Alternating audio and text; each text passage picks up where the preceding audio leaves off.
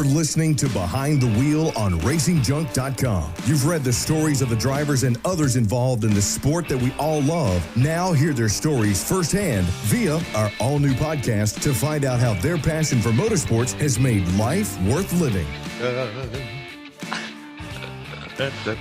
So, Ellen, I feel like I haven't seen you in months. Well, you haven't. We haven't seen each other since everything went down. When's the last time we saw each other? It was cold outside, wasn't it? I think it was. Yeah, it was. And now here we are in like the middle of summer, and it's like, granted, I like the technology, the fact that we have access to be able to do the behind the wheel, right, via the Zooms and the Skypes and whatnot.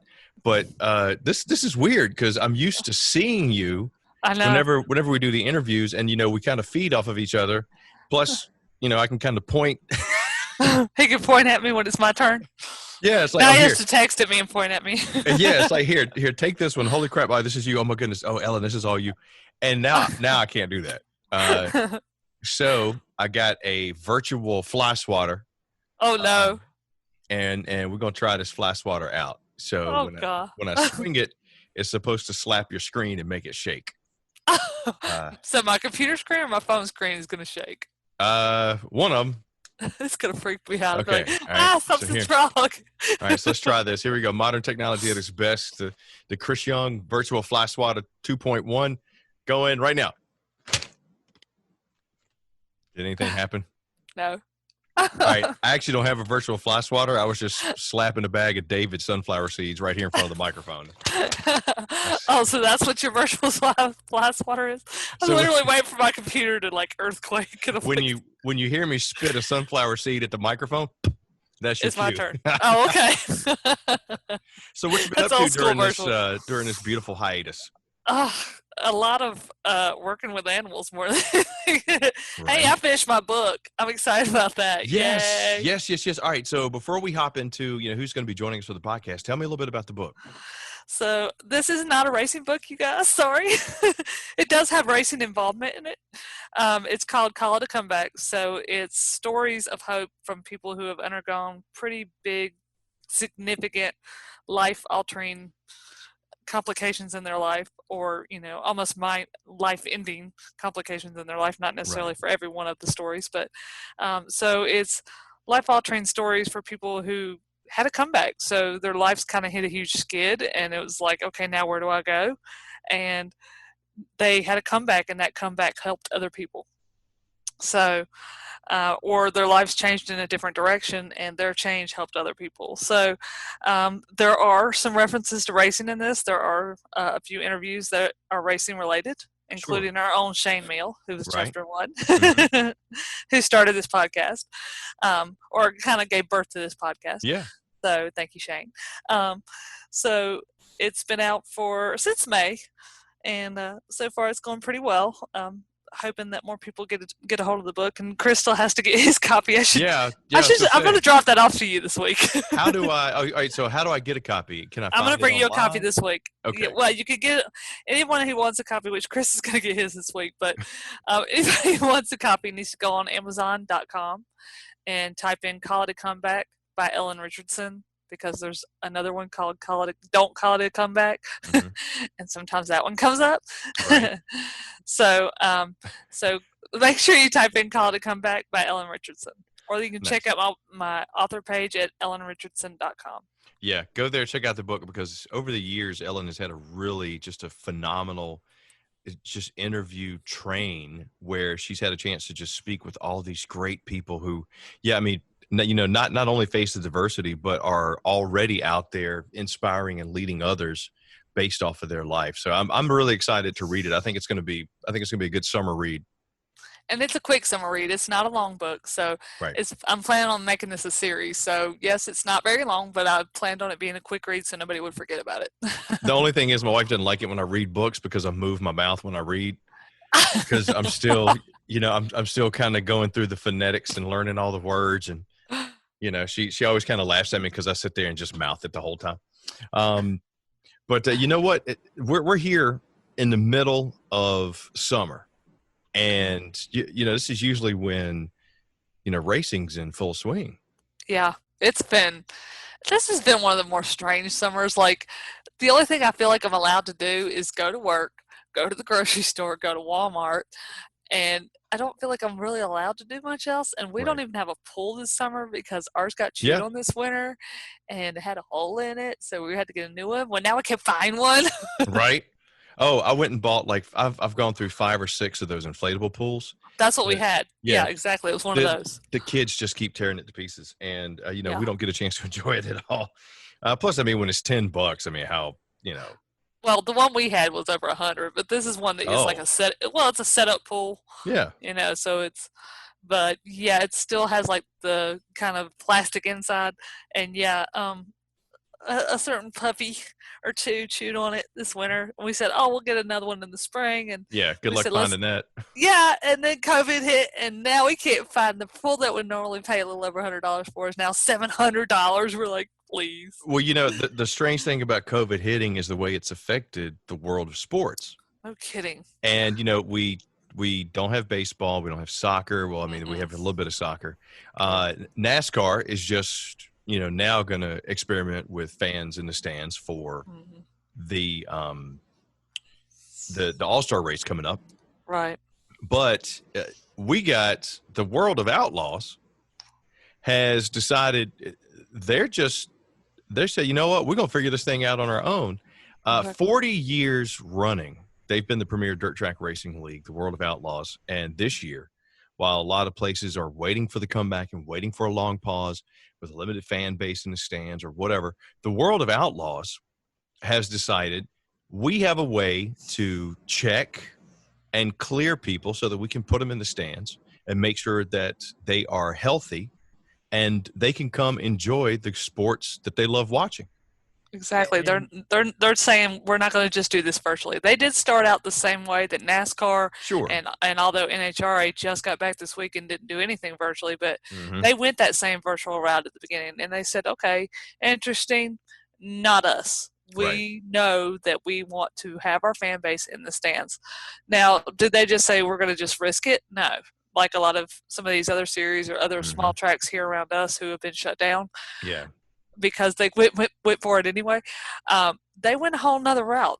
They said, okay, we're going to have fans in the stands, but we're not going to do it without making sure that everyone is safe. Yeah, because they can get in big trouble. I mean, we had a track very near and dear to our hearts that got in big trouble because they were like, oh, it's fine. It's outside. We got bench seats. They'll just, hang out. Well, then the governor sent the sheriff out there and shut them down. Well, the sheriff didn't want to shut him down at first, but yeah. when you end up on TMZ and make the governor look bad, he starts stepping up. Yeah, but I mean, we're not going to name any names. We're not going to name any tracks or any I'll states. put it this way: this track needed that publicity. Yeah, it did, and the governor needed to be called out. Good. So, but I'm a big fan of the World of Outlaws. So the fact that we have their CEO Brian Carter coming to talk to us about what he and his staff of amazing folks been able to do to get fans back in the stands. This is going to be one of those ones that hopefully some other organizations will hear. They'll pick up the banner and run with it because Brian's got some tricks that he's been using, and I'm excited to talk to him. So he'll be coming up here with us in just a few minutes. What do you think some of the tricks and gadgets you think he's using? Because chances are he's gone over our head with technology. Oh, he has. I mean, anybody that read my recent article on RacingJunk.com about what they're doing now, I mean, I was astounded when I found out. I was like, why is this the only series? Why is this? Is he using robots? No, he's not using robots. I guess you can kind of go somewhere towards that route, but it's not quite to the robot route. You seen that Will Smith movie about the robots that take over? Oh, God, so stupid. And that's what everybody's afraid is going to happen. Is Brian starting that Will Smith robot revolution? No, he's gonna take us over. No, it's just the technology they're using is something that I question myself on why we as the U.S. have waited this long and are not using this everywhere. Stores. Yeah, so I can go to the World of Outlaws, but I can't go to Walmart.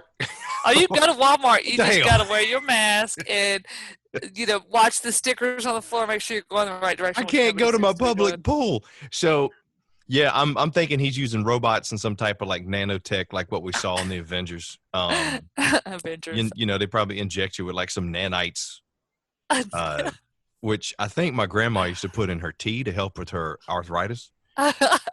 But anyway, we're going to find out because when Behind the Wheel on RacingJunk.com returns, our buddy Brian Carter, CEO of World of Outlaws, will be joining us. So hang on. Attention racers, race fans, and gearheads. If you're looking to buy, sell, or trade the stuff that stokes your engine, then check out RacingJunk.com. RacingJunk.com is the world's #1 online racing and performance classifieds, where you'll find what you need to rock your ride.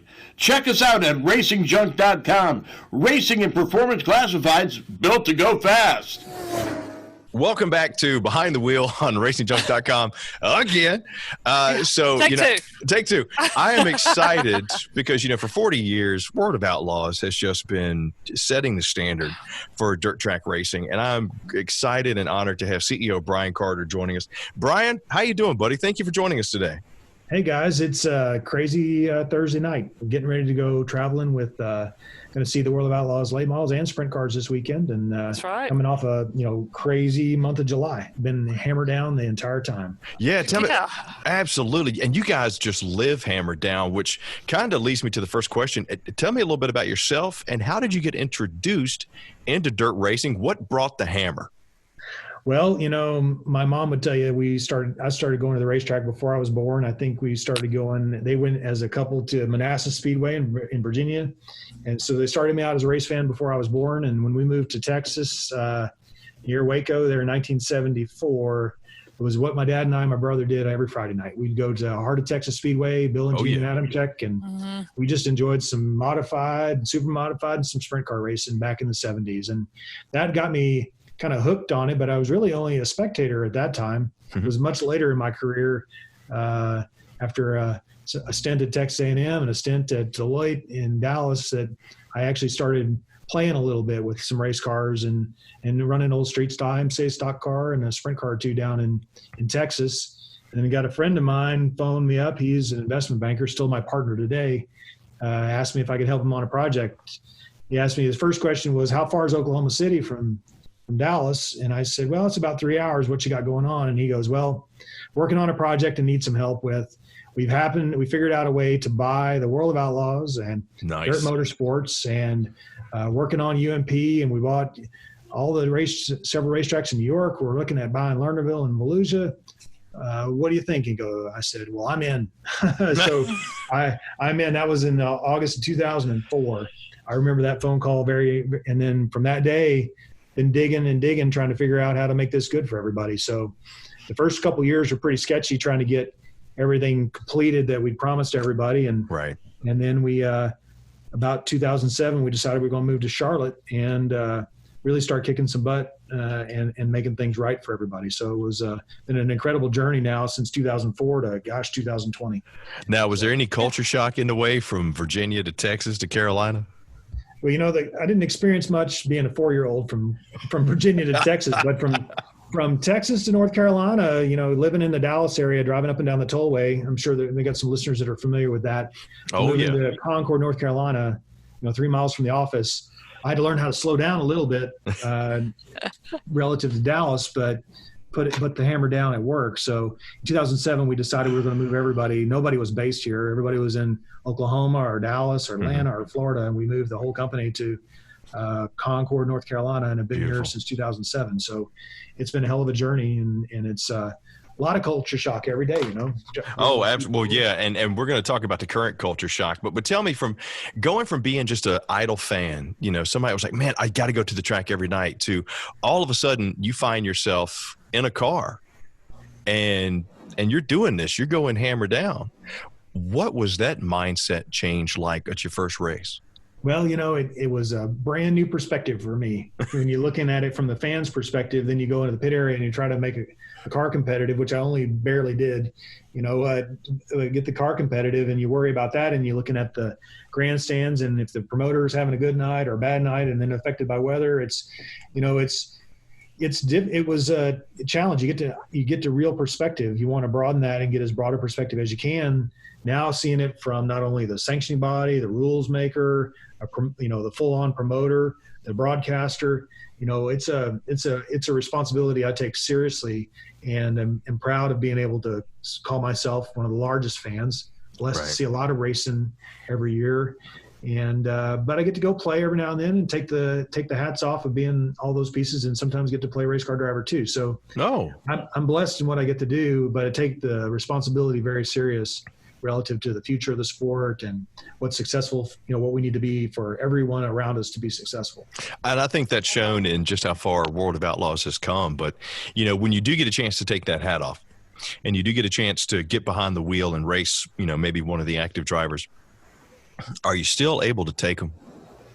My goal is not to wreck anybody. Right. So that's number one, objective. That's still, that's my, I want to be competitive and have a good time. They understand I'm out there doing it for fun. And the last thing I want to do is get anybody's way. So I have a good time with it. I think the drivers like, I race a pro stock up in the Northeast some too. And I think the guys just like to have me around and bounce ideas off of me. And, it's hard for me not to continue to work while I'm there playing. So it's nice. Just again, it broadens my perspective. I've seen it from the promoter side, from the track owner side, from the rule maker side, from in the car. And, it's everybody, the beauty of it is this entire sport is fueled by so much passion. Even the guys that are serving your sodas at the racetrack, everybody loves to be there. So the engine builders, the car manufacturers, the race car drivers, the mamas, the grandma, they all are fueled by so much passion, and they carry it to the racetrack, and it's just fun to be a part of it. I have an uncle who is still, I got family that's still heavily involved in racing, and he used to call the dirt track Smile Central, because it just seemed like everybody there was smiling. It's such a family atmosphere. But being the CEO and having to make sometimes those tough decisions, do you ever find it super hard to not weigh in favor of the drivers? Just because, you've been there, you got the passion, the whole nine. Yeah, you feel for you want to make a balanced decision. You want to help everybody that you can, and sometimes that makes it really difficult. But I've told everybody, even till whether it was the Green 11 with Kinzer or the 15 with Schatz or the 49 with Sweet or Bloomquist or Matt Shepard or Larry White, I can't care what color the car is once it comes in the pit area. But I do have a soft spot in my heart for the racers and their families, the guys that are putting it on the line every night at the racetrack. And you want to make sure that you're making a balanced decision. You don't say harsh words on race day, and you try to figure out how to make it work for everybody. And, you got to come up with an answer, and every now and then you make a mistake, but you made a mistake based on judgment, and you live with it. But, you want to be as consistent as you can be with those guys. And if they understand that there's no intent, and you're trying to be as consistent as you can, you build up some trust over the last 17 years, it works out pretty well in everybody's favor.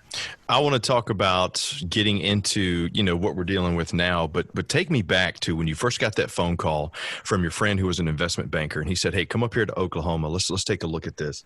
When you first walked into the World of Outlaws and saw what was available, what was the first thing that popped in your mind? I was grinning ear to ear. The thought of, there's very few people that can say that they sat down in a room with the likes of Ted Johnson and Glenn Donnelly in the same room. And, nice. And you start talking about, and at the same time you have the Kenny Schraders of the world and the Howard Commanders, and you got Bob Lawton, and you start talking about Lenny Edwards and Milo Ferrari and Ralph Capitan.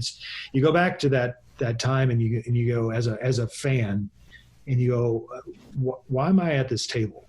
If you go back and you start thinking about that, and now as I reflect on it, it was such an opportunity to bring all of those pieces together, and I was grinning ear to ear trying to figure out, okay, how can Brian contribute? How can we make this better? What can I do to preserve the racing, to make certain that we're doing this in 20, 30, 40 years from now, and make it as, put us on a place where we're on such an awareness campaign that, the people become more and more aware of what we're doing and how we do it, and really the history and the legacy of the sport. So from that day forward, I was hooked, and it gets in your blood here, and it, you're trying to figure it out every day you lose sleep over one thing, or you smile over another, then you wake up and you lose more sleep over something different every day. So it's definitely, been a hell of a ride and trying to figure out how to make this better for everybody. But to remember sitting down with those guys and just thinking about how much experience and knowledge there was in the room about racing,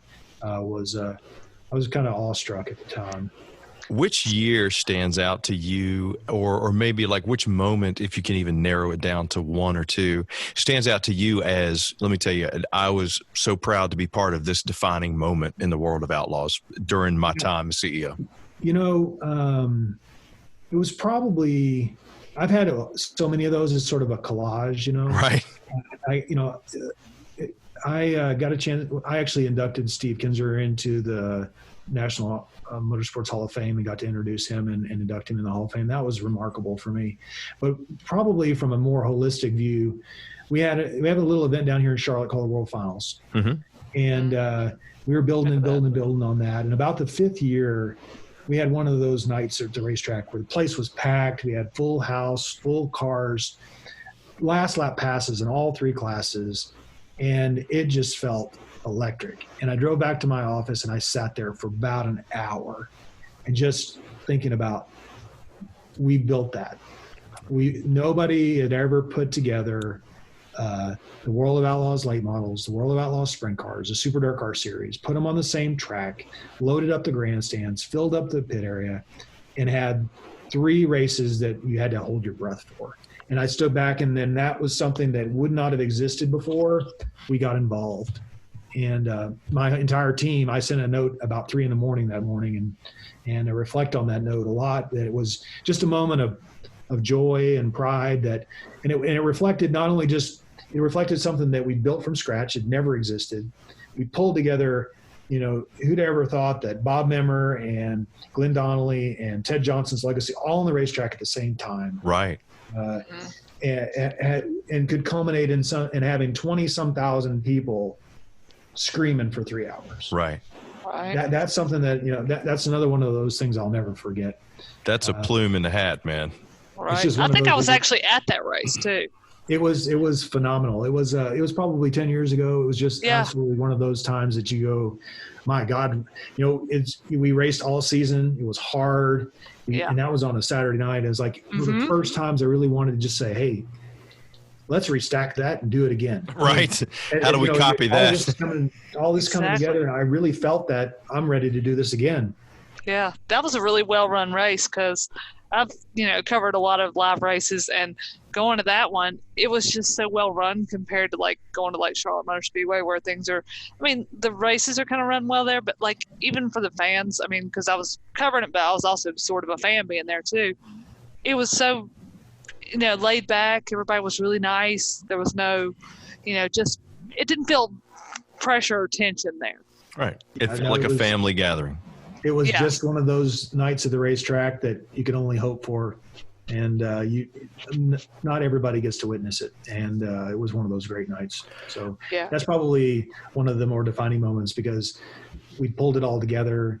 We put it all together. We were successful. And we entertained so many people that night. Yeah. I mean, I think a lot of people would say something similar for what you guys have been able to accomplish for the last, I mean, almost 20 years, which, you know, kind of leads me to, given everything that has transpired since the beginning of the year, would you say in your tenure that this season has been your biggest challenge today? You know, it has been. And if this had come up prior to the last probably 3 or 4 years, it had been difficult to do what we've done. You know, it has tested every part of our nation, our communities, and our businesses and organization. And the idea of, you know, for almost 6 weeks, not knowing when we're going racing again. Right. Yeah. No kidding. We've always known where we're racing again. By the time we're done with November, we know when Florida is. Right. We know when the next race is. And for 6 weeks in our world, we really didn't know when our next race was going to be. Right. Yeah. Because people plan trips, they plan vacations, they put this in at work, you know, hey, and, you know, back in May, hey, and coming up in, you know, this time next year, I'm going to be going to this, I'm going to be doing this. I mean, it's a disruptor. Yeah. Yeah, when in the hard part, the wonderful thing and the hard part is we came off such an incredibly stout event at Dirt Car Nationals in Florida. I mean, it was absolutely a record crowd, wall to wall, great racing. We got done with that, there in February, and then we're stacked up. We had a big party for the extreme racing, the series we kicked off down here in the South, the late model races. And it was like, I think I'm going to take spring break. I have 2 college-age kids, and I'm like, I'm going to go to spring break, and I'm going to try to relax and get on the snowboard a little bit. And I go out on the 8th, and I come back on the 11th into a world that was absolutely a different place. Yeah. No kidding. Yeah. And now you've got NBA canceling and IRL canceling and NASCAR canceling, and we were stacked up and driven all the way to Texas. And on the 13th, the Friday the 13th, quite fitting, that we had to make a decision that we had to shut everything down. Yeah. And so you go right from that momentum, the time with snowboarding with the kids, coming right back into absolute crisis mode. And from there, we pretty much, spent the 13th, 14th, and 15th in shock, candidly. Yeah. We didn't really know, okay, now what? We're going racing next week? We're going racing next month? What are we doing? And candidly, it was really late, middle of April, till we start laying out stuff, trying to figure out what do we do. And it's been a nonstop process ever since. We have 15 touring series. People recognize the world of Outlaws, and the Outlaws and the sprint cars and late models. They don't recognize the other touring series and the other 5,000 races that we sanction every year. So trying to manage everybody into that was mayhem. But because of the success we've had, because of the partnerships that we have and the team we have in place, we started right away trying to figure out what are we able to do, what can we do, what's the right thing to do, what's the most responsible, safe thing to do, and then started piecing things back together, and then started to try to relearn our environment because the environment changed. The first time I have, governments and regulatory authorities telling me where we can race, where we can't race, who can race, where can we go, can't travel. All of a sudden, all the dynamics of the business changed. Exactly. How did that? I'm really curious because it seemed like World of Outlaws was one of the first series able to go back racing with fans. And when I saw the story, and we got a little press release or whatever about you all doing these health screenings on site, I was like, okay, where have all the other racing series been? Why are they not doing this? So how did that even start? And why is the government not doing, anything like this? Why is it the World of Outlaws the only one doing these high-tech health screenings? Because, this is the coolest thing I've ever seen. No, we started on ground level with the support of the Iowa governor and the local community in Knoxville. And that first race, the entire presentation, including all the race teams and the officials and the broadcasts, were 380 people total. So we wanted to see what would happen with the event with nothing, and then would it be required to start moving up. And we quickly started adapting to a few more fans and a few more racers and a few more fans and a few more racers.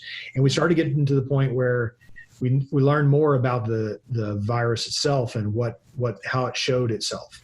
So as we learned more and the communities learned more, we wanted to continue to press against it, because we started running up against, you have 1,000 people in a 5,000 person grandstand, but you need to start doing this.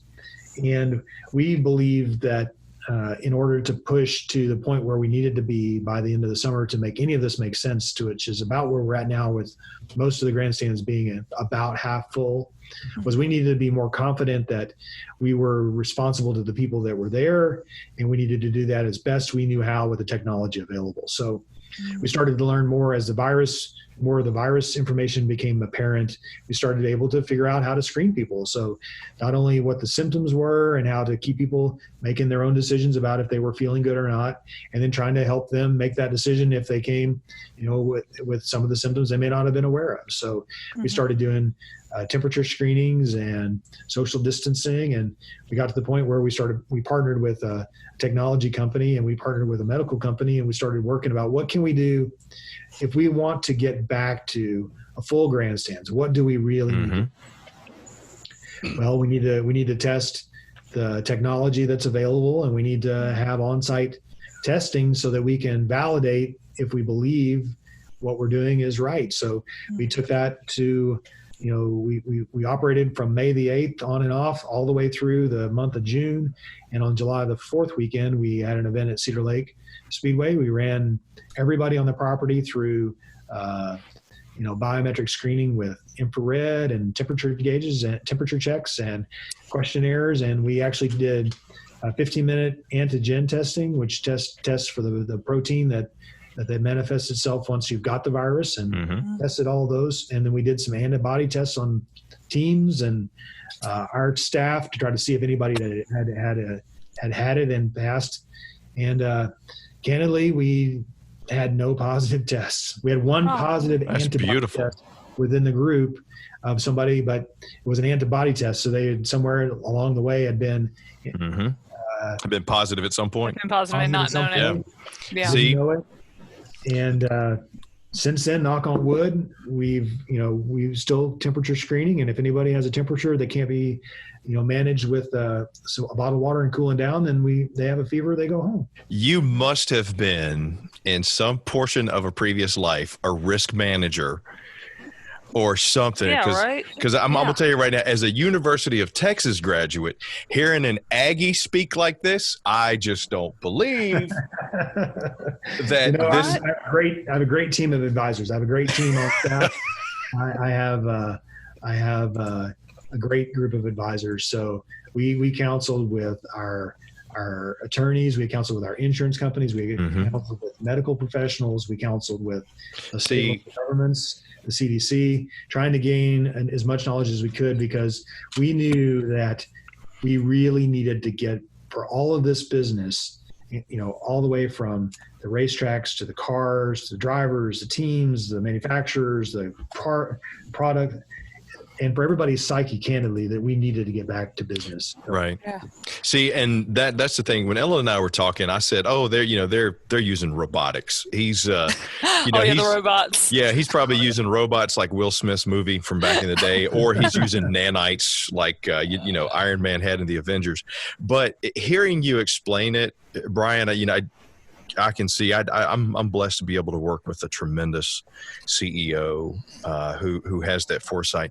You didn't wait for the government to tell you when you could get back.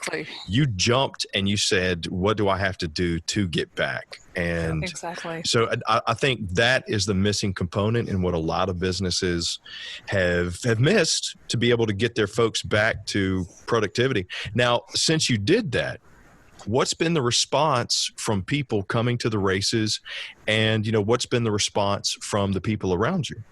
Well, the people that I tell in the regular world what we're doing, they think we're nuts. Yeah. They're like, what are you doing? And I'm like, well, we're doing it everything. We haven't had any positive cases, and we're doing it as responsibly as we can. Right. We're doing it with the masks and the temperature checks, and we're doing as much as we can. But we're not. I'm a person. Life is to be lived, and we're going to figure out how to do it in the best way within the world.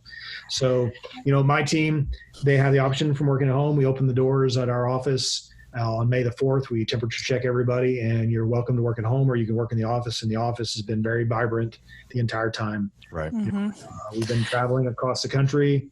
There's different places are behaving different ways. It's odd to kind of see it.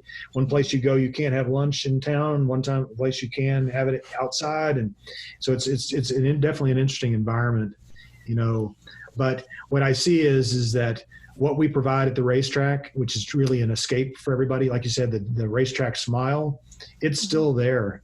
Everybody wants to be out and do stuff. They want to be alive. They want to feel, they want to be a part of something big. And candidly, with everybody else not doing so much. It's raised the awareness of what we're doing. The World of Outlaws and dirt car racing and dirt tracks, across the country have been trying to operate, and I've been doing so successfully. And I think more people know about it now than they did at the beginning of this. So it's just all after anyone. Exactly. Yeah, absolutely. I mean, I'm sorry. Go ahead, Ellen. I was going to say, that's the question. Another question I had is, now that you've been doing this in these high-tech health screenings, have you had a lot of tracks saying yes to this? They want to do this. Have you had any pushback from any other tracks? I mean, that's the one thing I've noticed from some of these other racing series is they've had to cancel a lot of different tracks, different races at different tracks. So have you had any pushback? And if not, what is your advice to other racing series to stop their pushback? Because that's something Chris and I were discussing at the beginning. I also cover NHRA, and their drag racing season has just plummeted. I mean, they've gone to one track since this whole thing started, and they've had to stay there because no other track will let them come. Yeah, the piece on that is that the partnership that each racetrack has with their local governments and health departments is critical right now. So we aren't going to do anything into the face of the government or the local jurisdiction. So that's criteria number one. Is our racetracks, I believe, have taken a very compliant view of this, trying to figure out the same way. What can I do? What do I need to do? What can I do to do more? And with that mindset in a way that is constructive and compliant, we've been able to push on where we can go. So we've been very cautious trying to book races at places where we have a good relationship. The track has a good relationship with the local, and we're not, we're doing it in collaboration with the local community. Every one of these racetracks is a local business. Right. Exactly. Their success is dependent upon how they're viewed in their community. And whether we're there for that weekend or the other 51 weekends of the year, they have to be accepted and appreciated in that community. If you come in there, hell bent on breaking all the rules, going to do whatever you're going to want to do, it's not good for anybody. Right. So that's why when we published our guidelines to try to go back racing, it was in a very open format, available to everybody, whether you were a sanctioned track or not, trying to get everybody to understand that with some collaboration, we probably can get a lot further down the road if we're all working together and behaving in the same manner with the same process. Yeah, amen. Exactly. That's what the states are struggling with now with mask laws and stay at home and mask out of school. It is mayhem because it's been relatively inconsistent. So I want to pick on you so bad. I mean, just so bad. Well, because he's an Aggie, and usually when you talk about any type of test for an Aggie, it involves a shovel and a bucket. But I like Brian so much, and what he's saying is so spot on, man. I love how you literally took the Longhorn by the horns and just drove it right into, we're going to perpetuate this business.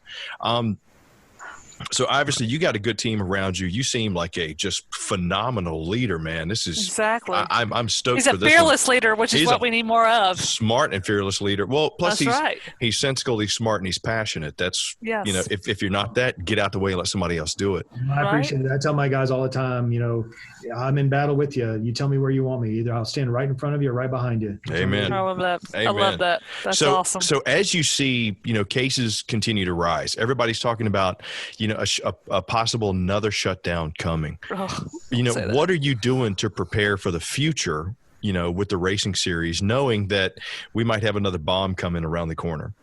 Well, first off, we're going to race as hard as we can until they tell us we can't. And doing it the right way, which we've established that with the governments where we have. So, we've had a tremendous run so far. I can't predict what's going to happen in a week or 2 weeks. I can tell you that my understanding of the virus is the risk factors haven't changed. The infections haven't changed. The people that are at risk haven't changed. So with that, I'm hoping that we can continue to operate within a reasonable and safe environment and allow us to continue to provide joy and entertainment to the people that desperately want it. Yeah. Knowing that we all have to make decisions about where we spend our time, who the people we are that we're with, and how close we are to people we don't know. And those are all personal decisions that we have to make. I'm having to make them, and I allow my team to make them, and we want to do that. And I think as long as we do that, then we are providing a place that people can come and enjoy and feel relatively safe in the environment. So with that, I can't say that, what's going to happen in next week, but I don't live that way anyway. So yeah, we're going to do the best we can with what we have. And then with what's in front of us, we'll make that decision again if we have to every day. That's the thing. Oh, I'm sorry. Go ahead, Chris. No, I was going to say, that's the thing I love about the whole feel of the World of Outlaws in general. Yeah. Since 78, I feel like they've kind of had that approach and that feeling. So hearing him say that, I like it. Exactly. And that's one thing that I haven't noticed either, and maybe I'm wrong about this, so just let me know if I am. I haven't noticed as much pushback from drivers or teams as far as, oh, well, you say we can go back racing, but we're not comfortable doing that. And you see that in all the other sports, like, it's all they're talking about in the NFL. This player's not going to play, and this player's not going to play. And you see that in the NBA going on as well. So I'm kind of curious, have you had any pushback from any drivers? And if so, has it just been a handful, or have all the drivers just said, I'm going racing, I don't care? I mean, they're taking care of us, and I know that. So no, I think, early on you had a very mixed bag of people that were from different places of the country that had different varying states of the virus affecting them. So, there was a lot of concern about it, didn't really know how to get back to it. The racing, and particularly our type of racing, is actually suited to social distancing to some extent.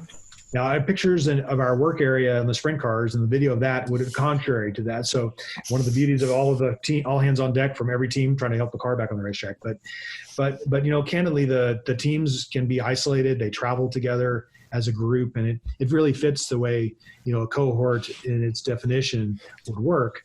The hard part is in traveling from here to there to there to there and keeping everybody safe along the way.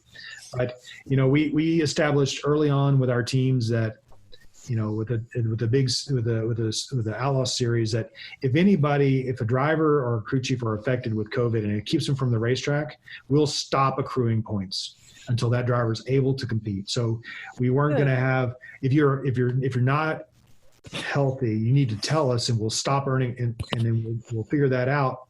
But we're not going to change the point chase as we do this. So I think that got the drivers confident in being honest with us about how they're feeling, and candidly, we've been telling them that we need to be healthy. We cannot. We have to protect ourselves at the racetrack, and then when we're not at the racetrack, if you want to continue to do this.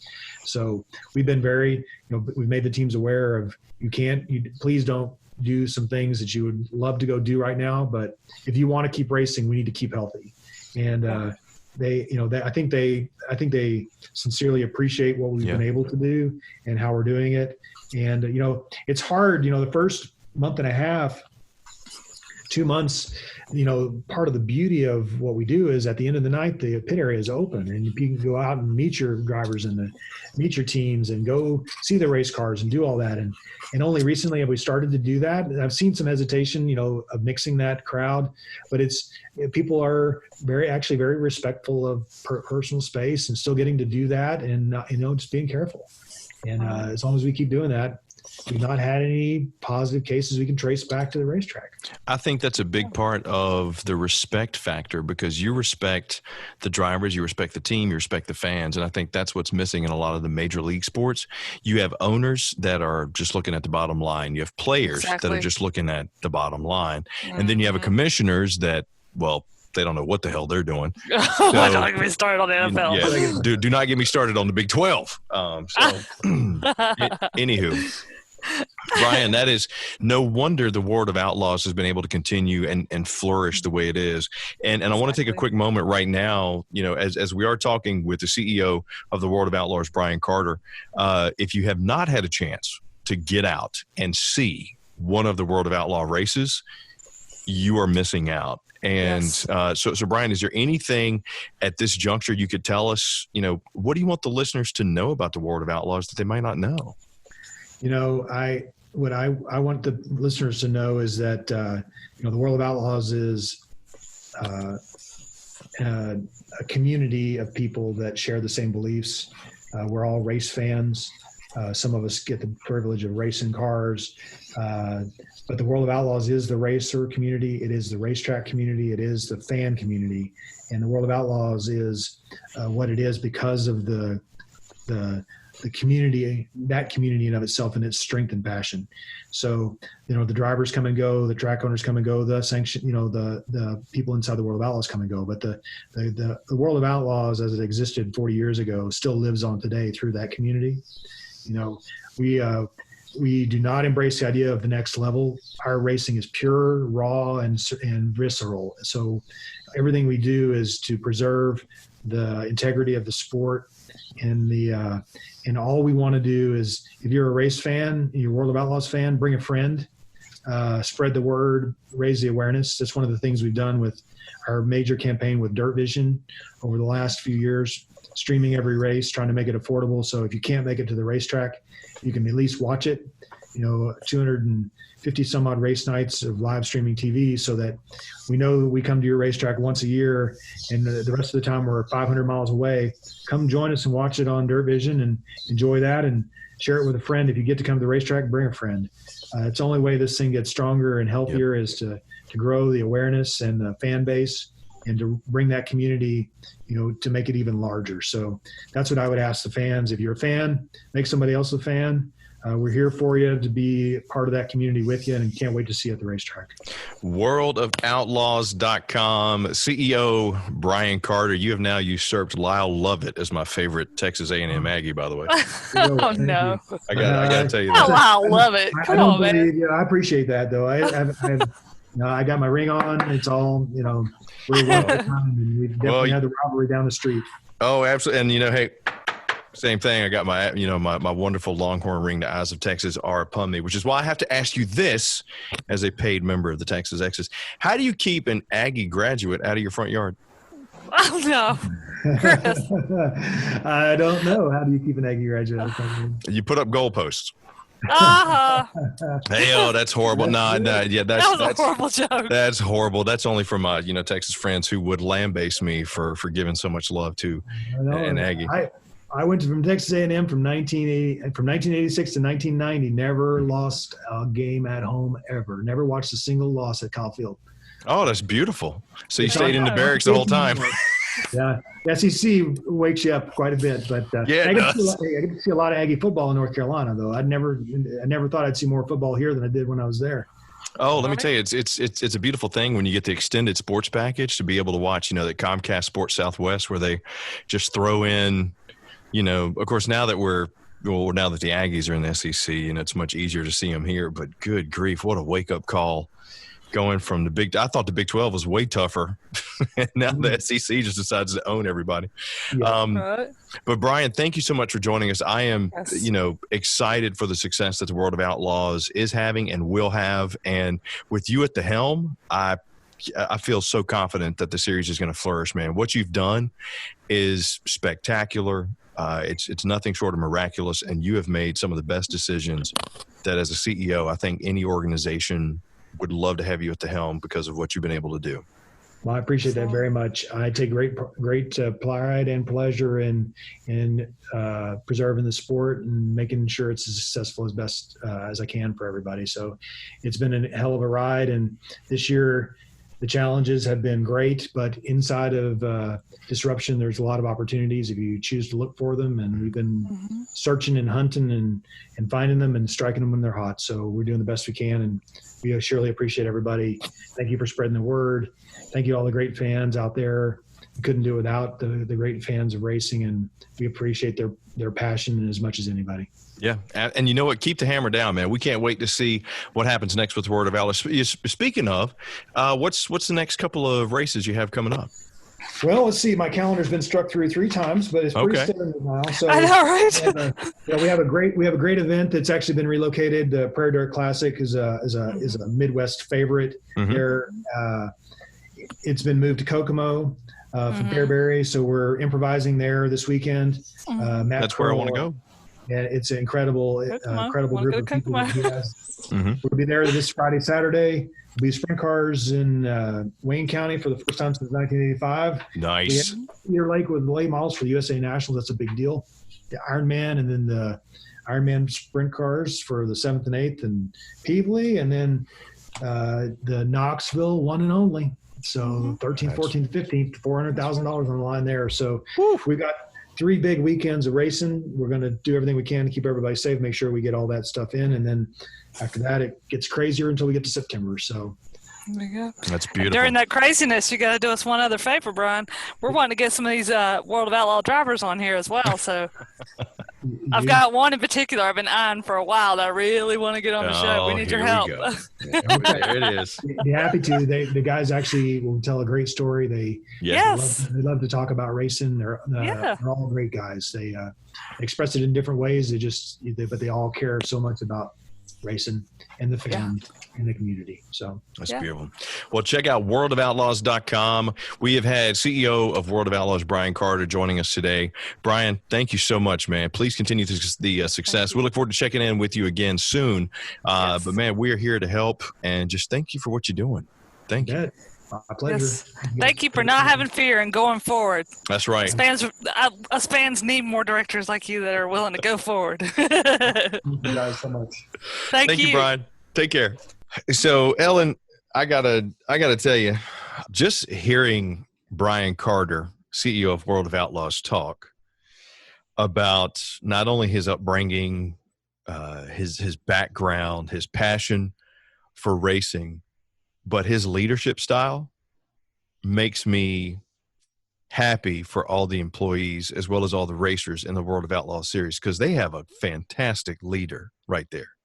No kidding. At least he's willing to do everything he can to get them back to the track. Not only get them back to the track, but to do it safely to get the fans back to the track. And he seems like the type to never give up, where a lot of people right now have that give up mentality. It seems like it's just like, oh, let's just go with the status quo. Let's not ruffle any feathers. He's not afraid to ruffle feathers, and I love that. Well, and it's not even so much ruffling the feathers. It's so many people are sitting back doing the woe is me. And he's like, we can't do the woe is me. We have we got to get back to business. We're going to make sure you're safe. But at the same time, we're going to get back to business. So, I mean, exactly. Brian, thank you so much for joining us this week. Although he has another challenge when it comes to weather.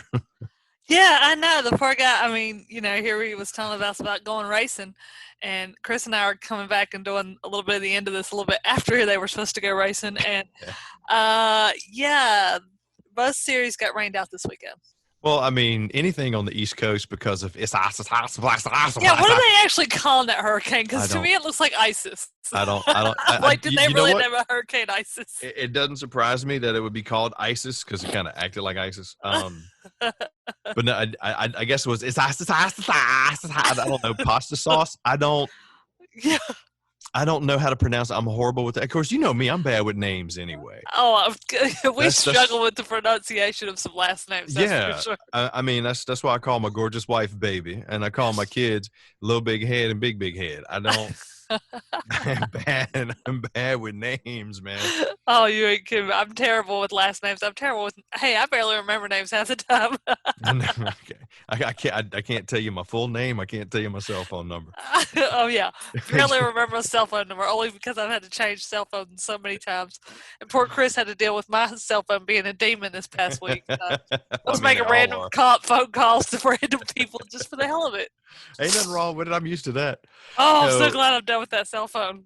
So World of Outlaws, if you get a chance, go check them out. If you definitely get a chance to go see it in person. There's nothing like it. Yeah, I've been to a few of those races, and honestly, if you've been to several dirt track races, especially like a local type deal, you have seen nothing until you go see the World of Outlaws live. Yeah, they are energetic. It's entertaining, and I tell you what, when people say, "Well, he didn't leave anything on the track." They literally don't leave anything on the track. Dirt, that's about it. yeah, even then, half of that's gone by the time it's halfway through. No kidding. And they're not afraid to beat and bang. And I think a lot of people who watch racing these days miss the rubbing, miss the racing. It's rubbing. It is rubbing. They're not afraid to race. Rubbing's racing. That's right, Robin's racing, and there's not enough of that in stock car racing anymore. So No. if you missed that, you need to go check out World of Outlaws dirt racing. Well, I mean, all them Bush boys are too worried about messing up their hair so that their Winston Cup wives, will stand next to them if they ever get in victory lane. So, heaven forbid the hair product you put in before putting on a helmet and a fire suit messes. I know. Do you notice that? I'm like, Oh, does their hair crackle when they put helmets on? Do you think Richard Petty ever worried about that? No, that's why he had the cowboy come on, hat. Curly hair? No. Yeah, he ain't worried about that. You think Dale ever worried about that? No. No, Dale didn't have enough hair to really worry about for a long Well, time. I mean, neither did some of my family members. We ain't gonna go into that. Anyway, I digress as I digest. So, coming up, we got some more great stuff happening with this season as it just continues as we get later on into the summer and then fall's right around the corner.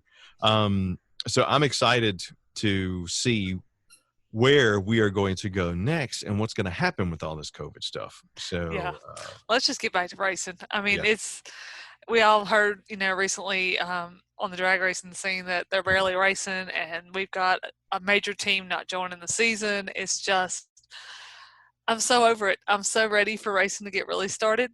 So, I mean, I know it's trying, and thank God the World of Outlaws have not, given up. Granted, Mother Nature doesn't always play in their realm. Right. But, I'm so ready for racing to really kick off because it's been spotty to say the least. I mean, every time we think we're getting started, we have another setback. So it's, I'm so ready for it to really get started. And, now that some of you still aren't racing and still are home, or people that are still on furlough, we want to talk to you too. I mean, if you've got some kind of racing going on, or you're involved in racing or motorsports in some realm, we want to talk to you. So you need to get in touch with us. Yeah. Contact support at RacingJunk.com. We want to hear from you. We want to have you on the show. Yeah, or just leave us a comment. And always, go to RacingJunk.com. You'll find the latest on what's going on. Just look for Ellen's articles. Look for any of the articles. Not just mine. Not just mine. Yeah, I was going to say it's a great resource. So once again, a big tip of the hat to Brian Carter, CEO of World of Outlaws, for taking the time out of his busy schedule to come talk to us. And it sounded like he wasn't wearing a mask. So I appreciate that. Yeah, exactly. Why do we wear masks at home anyway? I mean, come on. If you were around my kids, you'd be wearing a mask anyway, even if there was no COVID. Well, I do have to. Sometimes I want to wear one around my husband, but Well, Ellen, thank you once again for lining that up. I think, Brian had some really good points, and hopefully some of the other organizations out there that are having issues getting back to the track will be able to pick up on what Brian's doing and, kind of keep the ball rolling and see where we can go and maybe get it back a little bit sooner than, rather than later. So that's right. But as always, if you have any questions, comments, or whatever, please just leave them for us. We love hearing from you. Be sure to click subscribe, like, notify, all that good stuff, so that when we do have a new show come out, you are the first one to get it. For little E, Miss Ellen Richardson, anything else you want to say before we go? No. You sure? Let's go back to racing. Come on, guys. Well, let's get back to racing. I'm Chris Rock. Chris Rock? I don't know. I'm Chris Young, and this has been Behind the Wheel on RacingJunk.com. Thank you so much for tuning in, and we will catch you next time.